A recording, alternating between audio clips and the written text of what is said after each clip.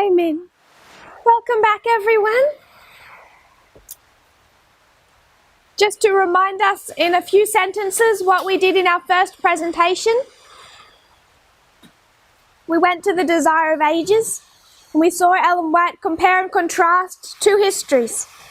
She's going to take the history of the time of trouble and compare and contrast it to Jesus' experience in the wilderness.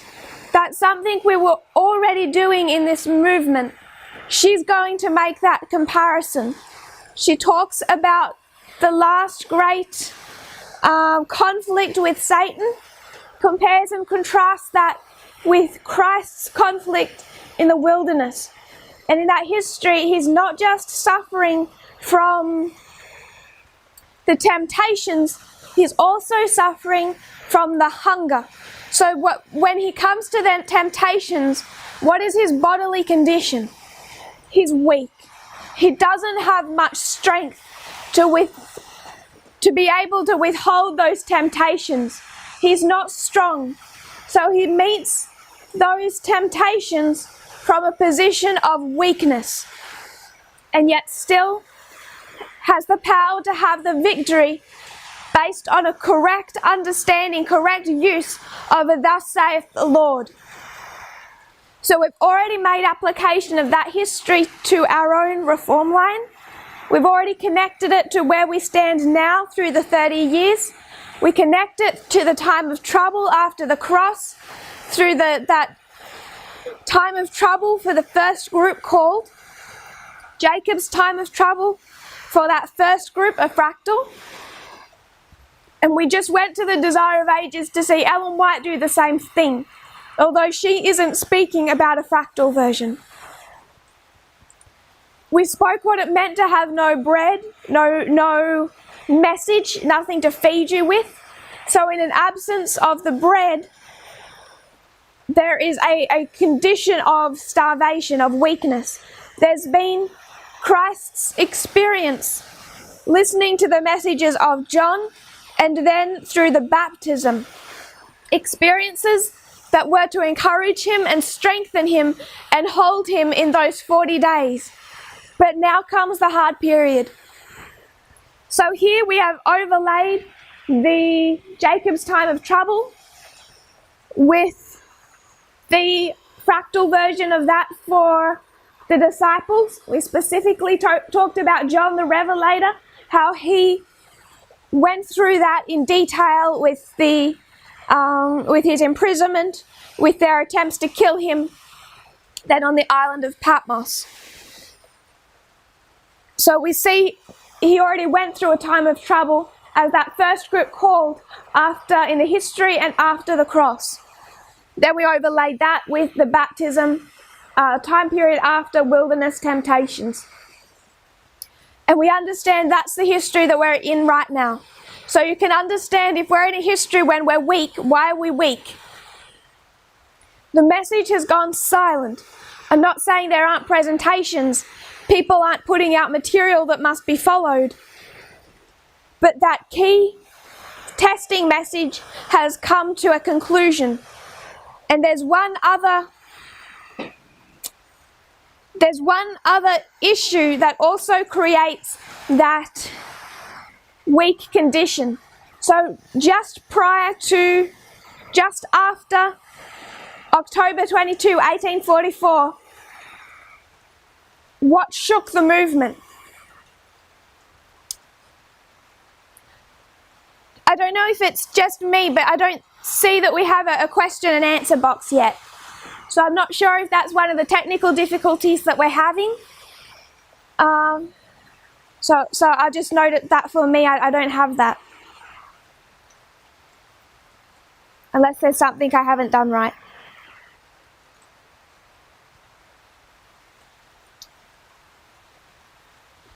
So just after October 22, 1844, what's their doubt? Does anyone in the movement understand what happened after October 22, on October 22? No.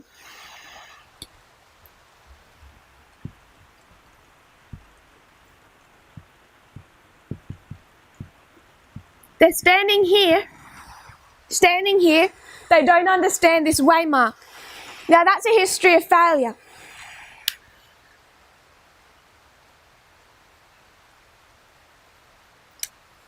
I found the Q&A box.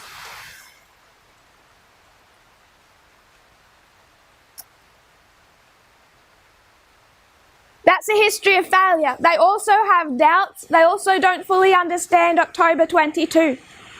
They, over time, receive an understanding of what happened internally. Do we ever hear an explanation of the external events for October 22? No. So they never get to that point of understanding the external event of October 22. It's a characteristic of their history of failure. Being a history of failure, how can we apply that today? We can find another history. It's the cross. Just after the cross, do the disciples understand what happened? No. Can they explain it? No. And that is a history of success. That's one that we can directly apply to our own more than any other. End of ancient Israel, end of modern Israel. History of success, history of success. Just after the baptism, what is Christ's doubt? What doubt would come in?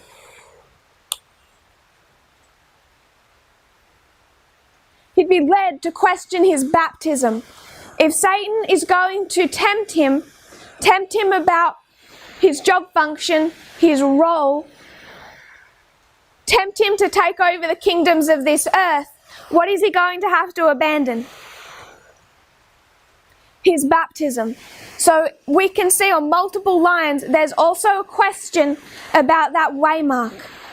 Whether it's a history of failure or a history of success, it's the same story in both. With some subtle differences. For this application, the same story for both.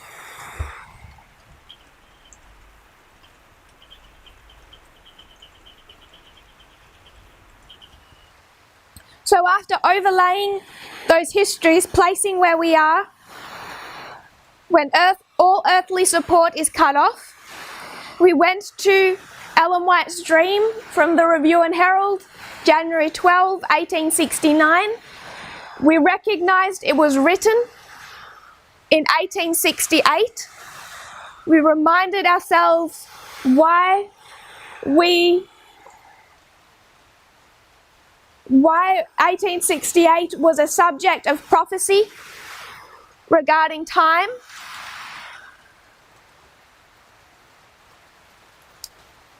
Because of the 151 to 2019, bringing us directly to our close of probation. Someone has asked the question, but the disciples understood the cross at some point, didn't they? Yes. What was that point? At what point did the disciples understand the cross?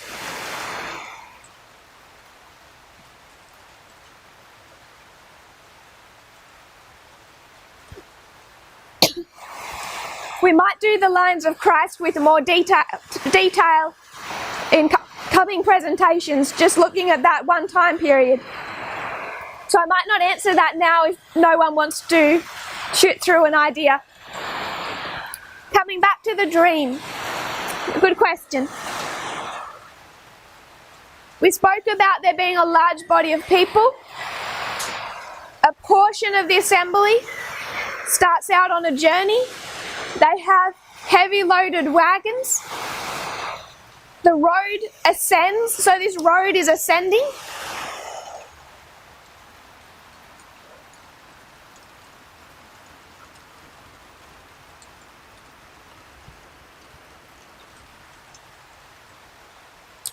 This road is ascending.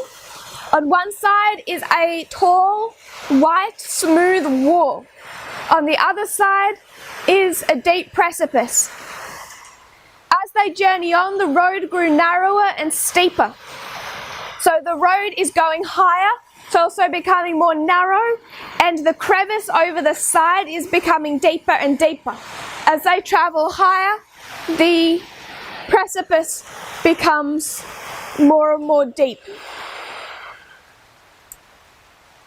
The road narrows to where they can no longer safely travel with the loaded wagons.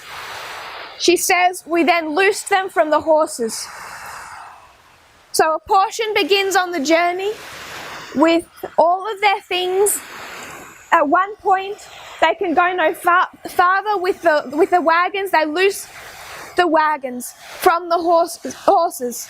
They take a portion of the luggage from the wagons and place it upon the horses and journeyed on horseback. As we progressed, paragraph 3, the path still continued to grow more narrow.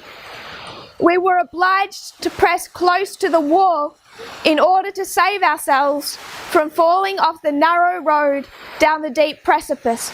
So as the path narrows, they press closer and closer to this wall. In doing this, the luggage on the horses pressed against the wall and caused us to sway toward the precipice. So if you imagine that you're on horseback and you're traveling along this path that is narrowing, you're on horseback, but there's also luggage packed to the horse.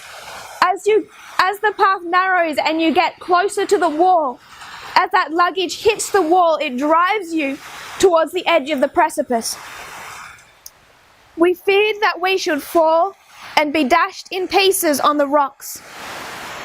We then cut the luggage from the horses, which fell over the precipice.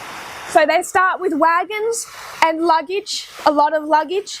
Then they lose the wagons. They take a portion of the luggage, attach it to the horses, continue. It starts to hinder them as the path narrows. They cut off all the luggage and then continue.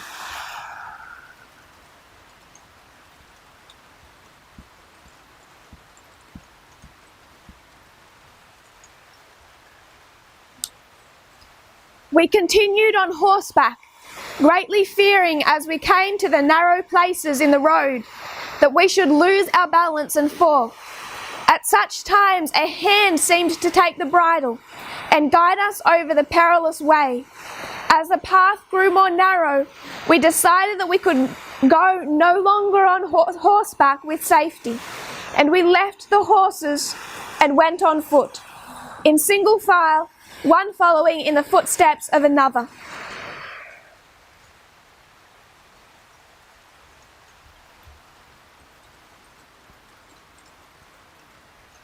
So they reach this point,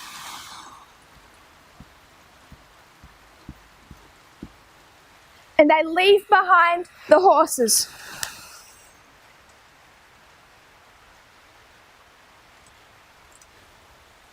Over this time period, what's the luggage and the wagons and all the horses doing to them? They haven't yet been willing to let go of that baggage, so they become in danger that it's going to drive them off the precipice. Not yet willing to let go of that baggage, God directly intervenes. He takes the bridles of the horses and guides them, almost forces them along that narrow path until they get to the point they're willing to go on foot. So a portion begins, they lose the wagons, then they lose the luggage, finally they lose the horses. Now they are in single file, one following in the footsteps of another. At this point, small cords were let down from the top of the pure white wall. At what point? At what point do the cords let down? At the point where they leave behind the horses. So it's here, as they leave the horses, that you have the cords come down.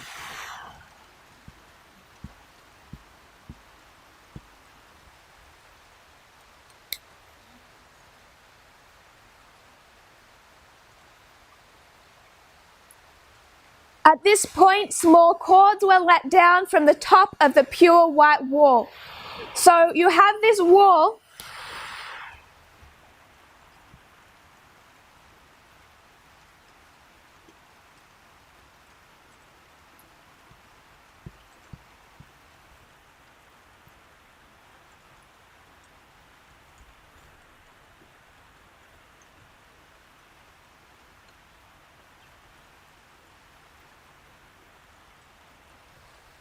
you have this wall and a person is traveling along a path, a steep path, and they're holding onto this cord. At the point where they leave behind the horses and go on foot, they're now given the cords to hold onto. We travelled, the cord moved along with us. So at a quick reading of this dream, my imagination in time past is that they were almost leaping from one cord to the other, Tarzan style. Somehow they're moving from one cord, holding onto another cord, kind of like going up a ladder, but on a sideways. They're just holding from one to the other, another bar to another bar. But that's not the case. You take hold of this cord, each one takes hold of a cord, and then those cords move with them. These are not stationary cords. The path finally became so narrow that we concluded that we could travel more safely without our shoes, so we slipped them from our feet.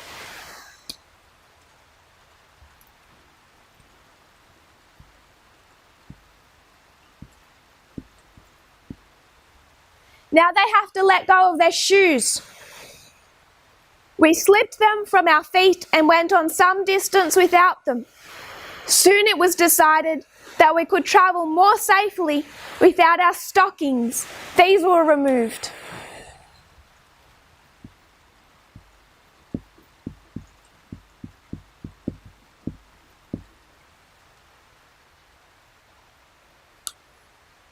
And we journeyed on with bare feet. So they start with all of their things. They have them attached, loaded onto wagons, attached to horses, and they're going up this wide path with a not very steep precipice. As they climb higher, the path is narrowing. The precipice keeps getting deeper and deeper beneath them. They let go of the wagons, then they let go of their luggage. Then finally their horses' cords drop down that are coming from over the top of this white wall. Then they lose their shoes. Then they lose their stockings. And finally they're journeying on with bare feet.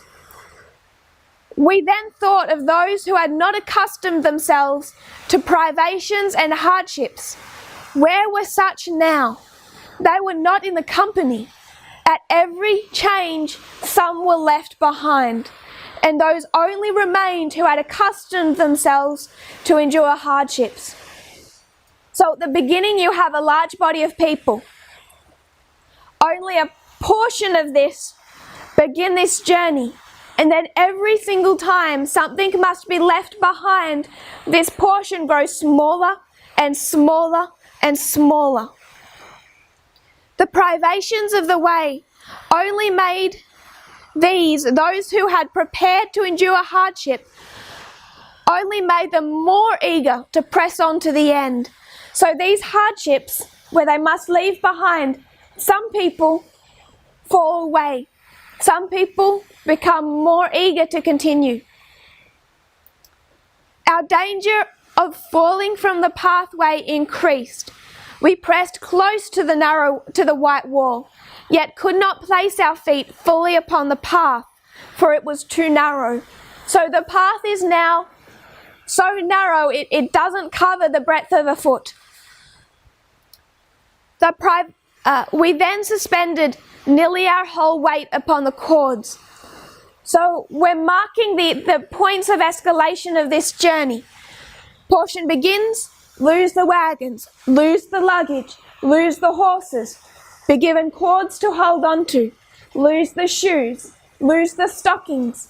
Now it's marking another point where it's so narrow they sometimes have to suspend nearly all their weight upon the cords.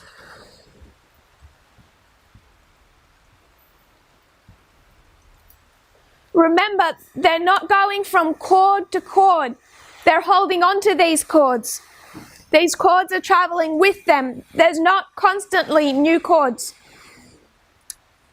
It said in paragraph 5, how big were the cords? Small. They're small cords. The cords travel along with them.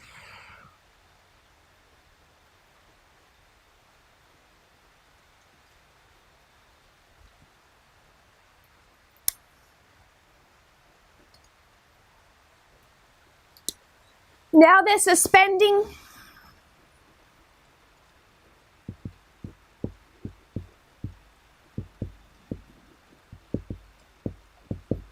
almost their entire weight upon the cords.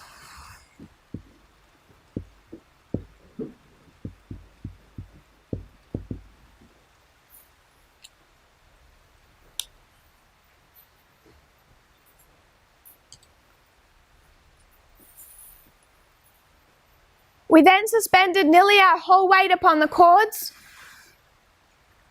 and would exclaim, "We have hold from above!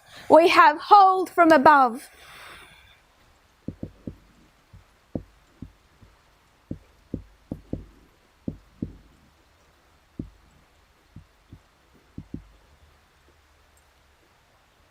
The same words were uttered by all the company in the narrow pathway, as we heard the sounds of revelry and mirth that seemed to come from the abyss below. We shuddered. We heard the profane oath, the vulgar jest, and low, vile songs. We heard the war songs and the dance songs. We heard instrumental music and the loud laugh, mingled with cursing and cries of anguish and bitter wailing, and were more anxious than ever to keep upon the narrow, difficult pathway. So what is beneath them? It's interesting, she mentions music 4 times. Low, vile songs, war songs, dance songs, instrumental music. This covers about every aspect of society. Along with laughter, there's mirth. There's also cries of anguish. They can hear the wicked world below them. It keeps them more anxious to keep to the narrow path. Much of the time we were compelled to suspend our whole weight upon the cords, and these increased in size as we progressed. So at the beginning it's a small cord. As they travel, the cords travel with them, and the cords are growing in size.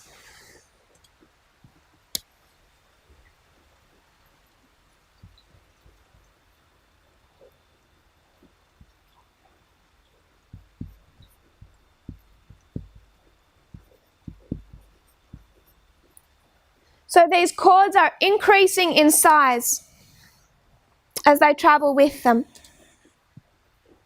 I noticed, paragraph 9, that the beautiful white wall was stained with blood.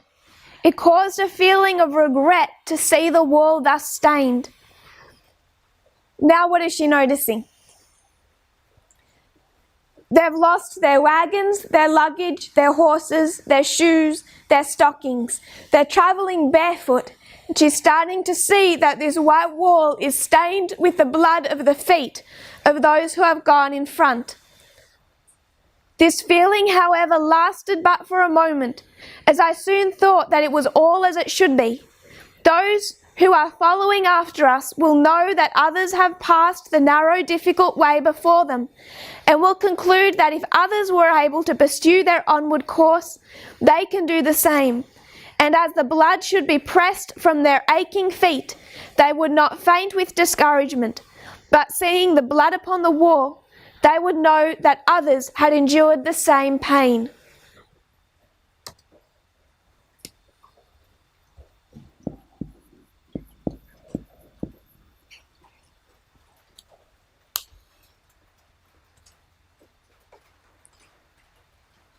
Paragraph 10.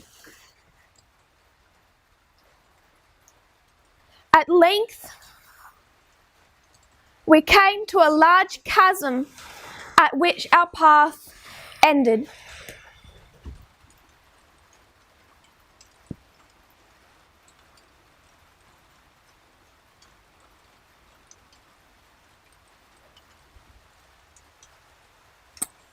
The path is ended. They come to a large chasm.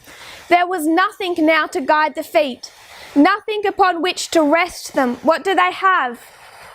Nothing beneath their feet. They have no earthly support. Our whole reliance must be upon the cords, which had increased in size until they were as large as our bodies. Here we were for a time thrown into perplexity and distress. We inquired in fearful whispers, to what is the cord attached? Back over here, the cords are let down from over the white wall. Do they know what the cords are attached to here? No, they can't see over that wall. They don't know what the cords are attached to. While they're walking this pathway in their shoes, they don't ask that question. In their stockings, they don't ask that question. They're suspending most of their weight upon the cords. They don't ask that question. Then the feet start to bleed, and they look at the blood on the wall of those who have gone before, and still they don't ask the question, to what are the cords attached? Then they come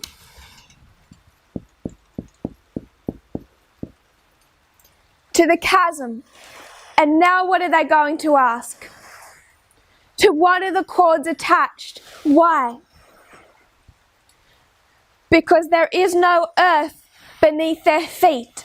There is no earthly support. And if there is no earthly support, where do you have to place it? You have to place it upon the cords. And that requires a degree of faith that they have never had to place in these cords before. And the whispers start to spread. What was this cord ever attached to anyway? My husband was just before me, so James White is in front of her. The large drops of sweat were falling from his brow. The veins in his neck and temples were increased to double their usual size, and suppressed, agonizing groans came from his lips. The sweat was dropping from my face, and I felt such anguish as I had never felt before. Sorry. I felt such anguish as I had never felt before. A fearful struggle was before us. If we failed here, all the difficulties of our journey had been experienced for naught. What does this experience sound like to you?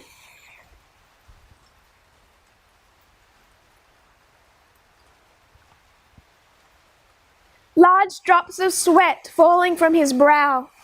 The veins in his neck and temples increased to double their usual size. Suppressed, agonizing groans came from his lips. The sweat was dropping from my face, and I felt such anguish as I had never felt before. A fearful struggle was before us. What experience is that?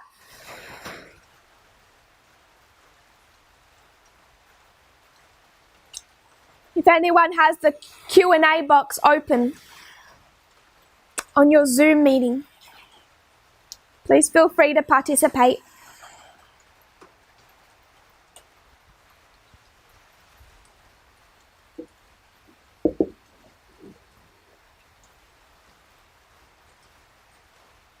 Sister Adriana says Gethsemane. That was my answer. I agree. She is describing the experience of Gethsemane. A fearful struggle was before them. If they failed here, all the difficulties of our journey had been experienced for naught. It's Gethsemane and it's one other experience. Ellen White describes this experience in the context of an Old Testament verse. If anyone has that Old Testament verse, put it in the Q&A. But she describes Christ going through that experience twice. The verse says, his image was marred more than the form of any man. Paraphrased. When did Christ go through that experience? One is Gethsemane and the other is?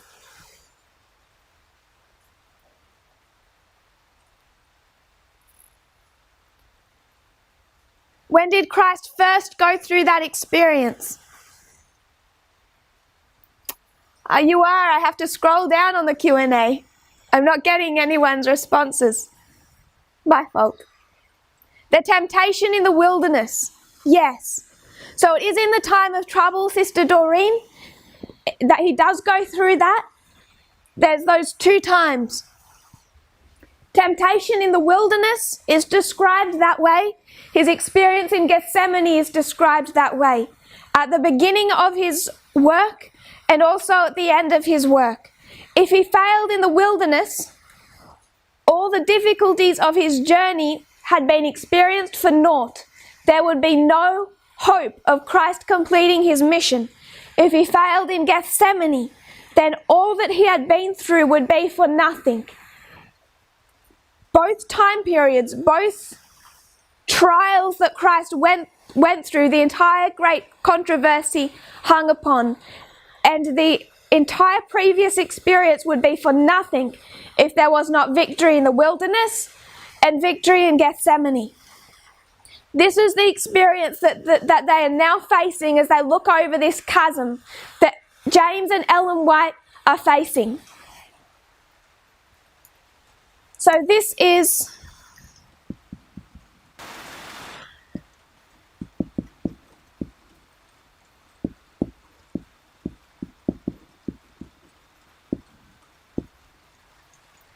the wilderness experience. This is the experience of Gethsemane. Before us, on the other side of the chasm, was a beautiful field of green grass, about 6 inches high. I could not see the sun, but bright, soft beams of light, resembling fine gold and silver, were resting on this field. Nothing I had seen upon earth could compare in beauty and in glory with this field. So on the other side of the chasm, does she see the sun? No, but there is light. Nothing she had seen on earth could compare. So where is this? It's not on earth. What is she looking across to?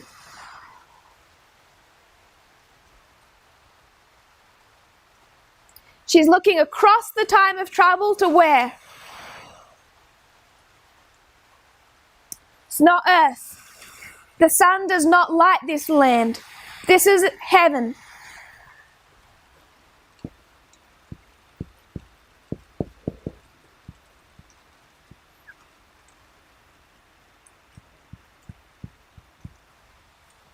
She's looking across to the second advent, to heaven. But could we succeed in reaching it? Was the anxious inquiry. Should the cords break, we must perish. Again, in whispered anguish, the words were breathed, what holds the cord? For a moment we hesitated to venture. Then we exclaimed, our only hope is to trust wholly to the cord. It has been our dependence all the difficult way. It will not fail us now. What do they have to hold to? The cord that has been with them all the way. Still we were hesitating and distressed. The words were then spoken, God holds the cord, we need not fear. These words were then repeated by those behind us, accompanied with, He will not fail us now. He has brought us thus far safely. My husband then swung himself over the fearful abyss into the beautiful field beyond. I immediately followed, and oh, what a sense of relief and gratitude to God we felt. I heard voices raised in triumphant praise to God. I was happy, perfectly happy. I awoke and found that from the anxiety I had experienced in passing over the difficult route, every nerve on my being seemed to be in a tremor. This dream needs no comment. It made such an impression upon my mind that probably every item in it will be vivid before me while my memory shall continue. She's writing this 5 months later, and she's still saying that the experience that this dream left her with.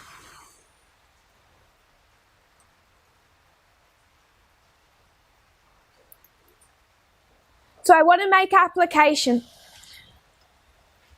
Their end goal is heaven. It's the second advent. It's going to a place that has nothing like what she has seen on earth. It is not lighted by the sun. Between the path and heaven, there is this chasm where there is no earthly support. To get from one side to the other, what do you need? You need the cords. The cords that were given when? Here? No. These cords have been given all the way back here. Those same cords have travelled with them. They've started small and they have grown in size. They've become larger and larger as the path narrows, till by the end, you're not holding just with your hands. What do you have to hold on to? You can't hold the cord with your hands. You'd be hugging this cord with your entire body, like you would hug a tree the size of your body. It's to that they must hold to reach from one side of the chasm to the other. They start this journey with all of this baggage. To travel this path, they must let go of the baggage. I've already marked the beginning in 1989. That's when we started along the path. At each point, something is lost. First the wagons, increase of knowledge. Then the luggage, the formalization. You could mark these with messages. A portion begins, but then what comes in increase of knowledge? Line upon line. Where's that going to lead you to? Daniel 11 verse 40. Then you come to this waymark. The cords are given, 9:11.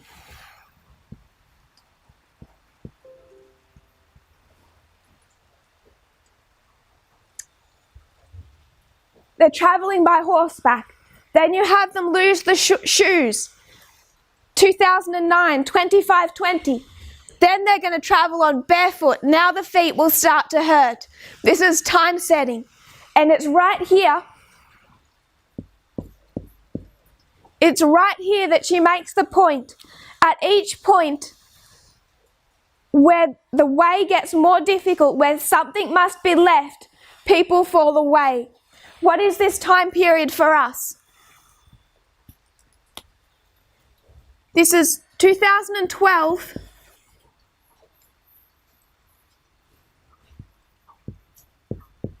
to 2014. Now people are left behind all along the way at each point where the journey requires more sacrifice. But it's specifically here that she mentions it, which is relevant for us because this is where we start to mark a major shaking. That's when we experience the split with Path of the Just. That shaking that occurred between 2012 into the early months of 2014. So the placing of that statement is not irrelevant. From 2014, she then speaks about how these cords are increasing in size.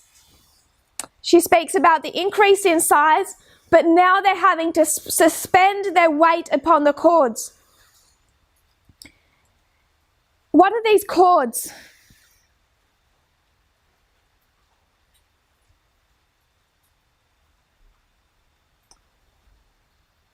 What are the cords? Sister Adriana says that they're lines. Does everyone agree with that?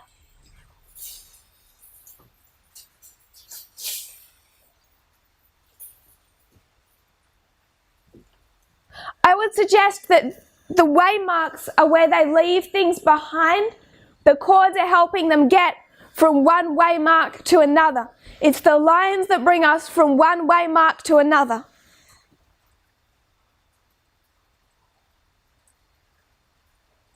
Sister Raquel says it's Christ. I agree with you, but what does that look like for us? This is Lion's methodology. I want to be more specific. Not really more specific. Describe it a different way. They come down here at 9/11. What arrives at 9/11?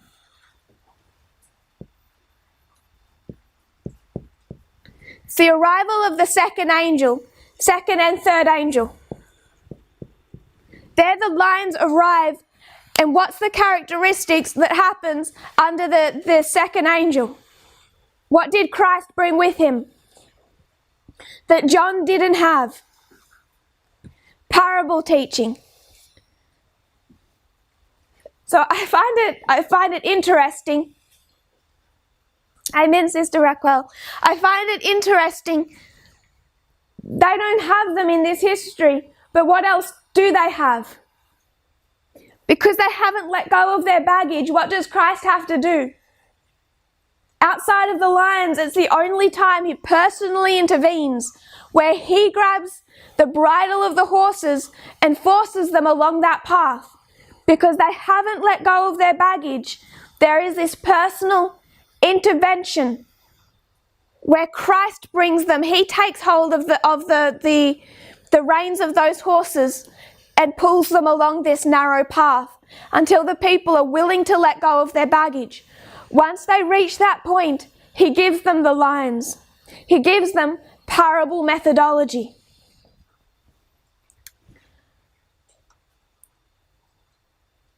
At the beginning, how much weight do they need to put on these cords? They're just small cords. They're not holding them. They can still walk along the path. Finally, they must let go of their shoes. It's narrowing to smaller than the breadth of a foot. Then they let go of their stockings. Then they come to the point where they must suspend weight upon them. This is the beginning of the midnight cry. There's going to be an increase of knowledge about parable methodology, about the lions that are holding them. And they're all shouting, "We have hold from above." They know their security is in those cords.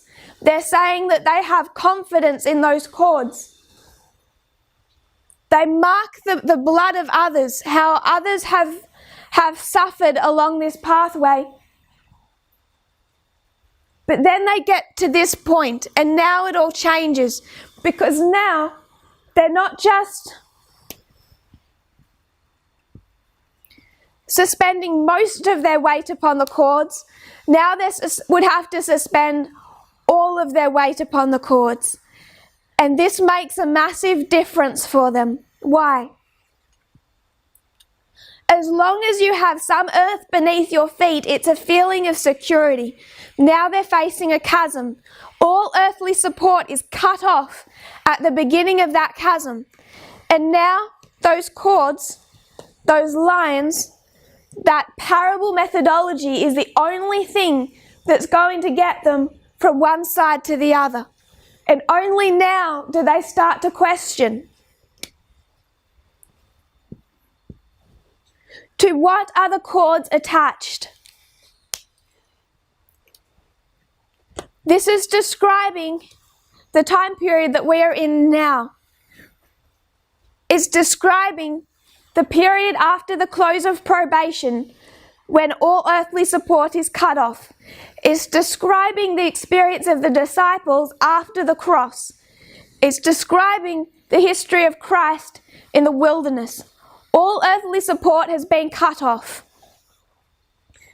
Our only safety, the only thing to hold us, is those lions, is that parable methodology. So, what does this look like for us? What is our earthly support?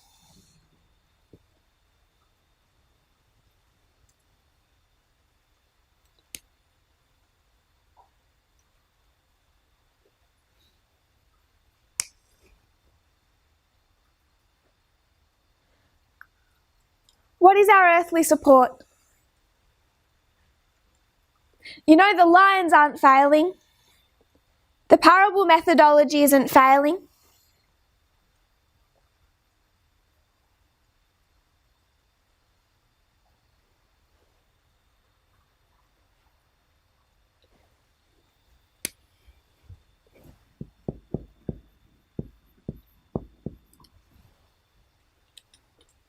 Sister Adriana says our old understanding. I agree with that, but that should also have largely gone under the message of the midnight cry. But it's not so simple as that, as I think you know. I want to make my application. I want to suggest that it's different for everyone. This is perhaps personalizing it more than you could do a more generic, general application. But for this application, I want to suggest that it is different for everyone. People are in this movement for many different reasons.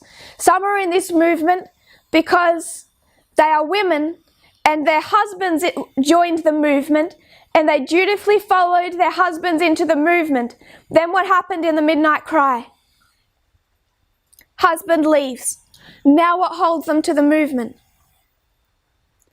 If it's not the parable methodology, if they're not holding on to that line themselves, they will leave the movement.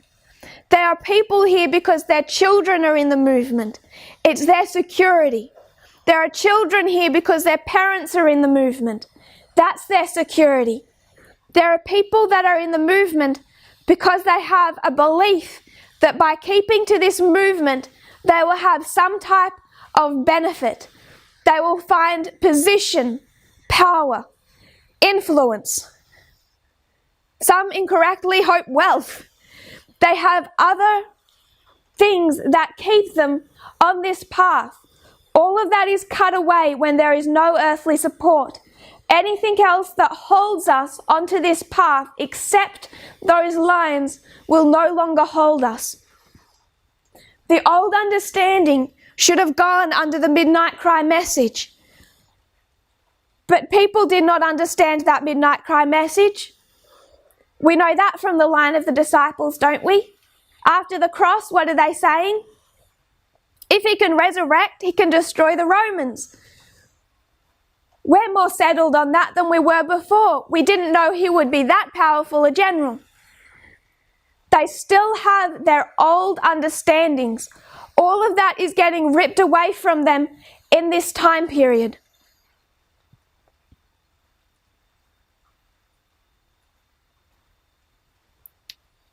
Anything else that holds them to this movement?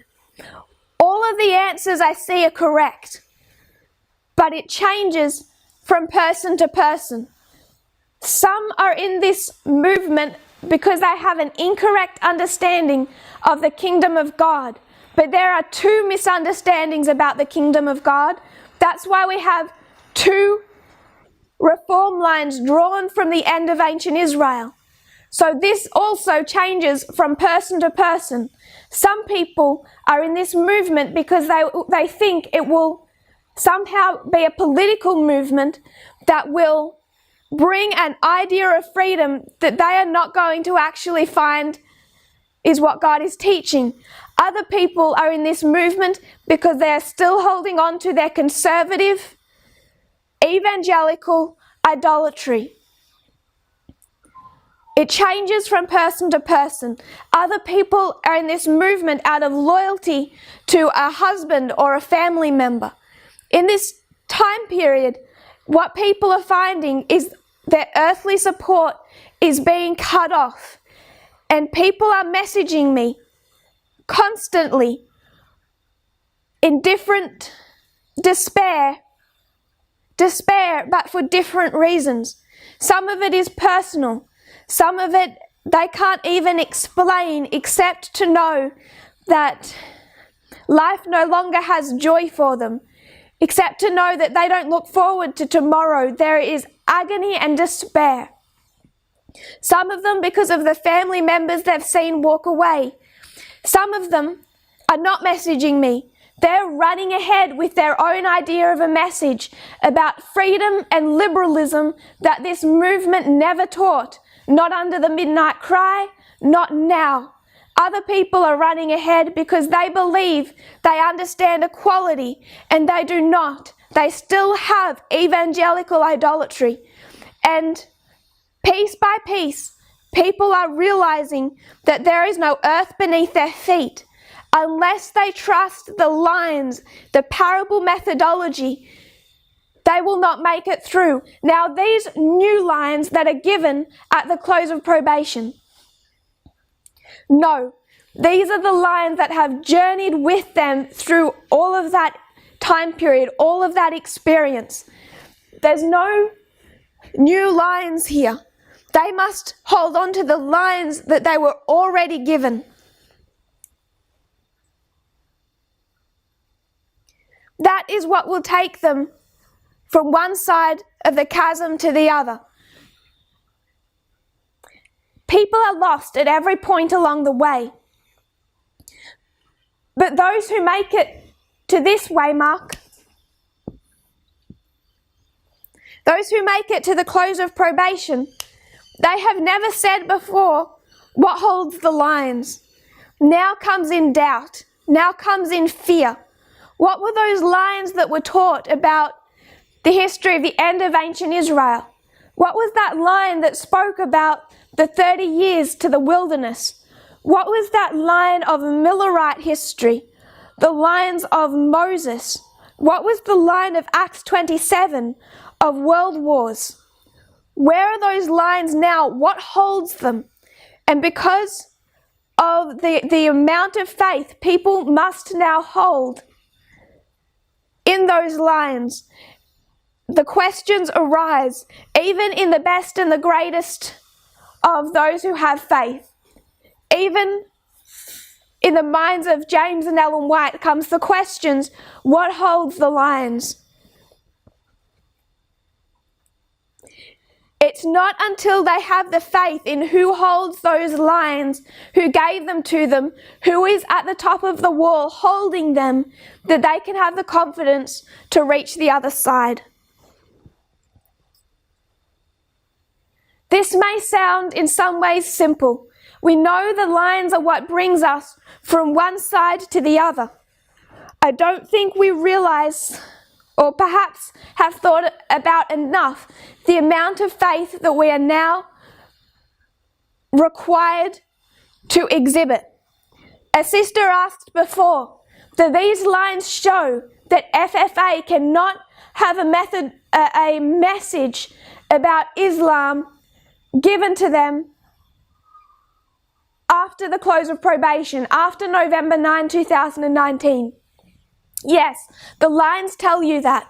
You have faith that their message is wrong because it was a message given in a time period where there is no message from God. So it didn't come from Him.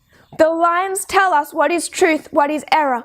If our faith is not centered in that, established in that, we will not make it from close of probation to the second advent, from Raphia to Panium, from 2019 to 2021. So the question we should all ask is, who holds the lines?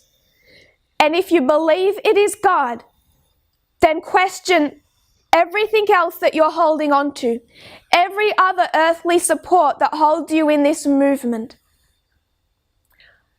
Only when we're willing to hold on to those lines with that degree of faith will we have security to get to the other side. We'll have another 15-minute break, and then we'll return for one more hour. If you'll kneel with me. Dear Father in heaven, thank you, Lord, that you hold the lines. I pray that we will each individually see what this means, see what it means corporately for this movement, but also see individually what is that ground that has been beneath our feet. What were our own ideas and misconceptions? What were our hopes that have been destroyed in this time period? What did we believe this movement should be that it is not proving to be?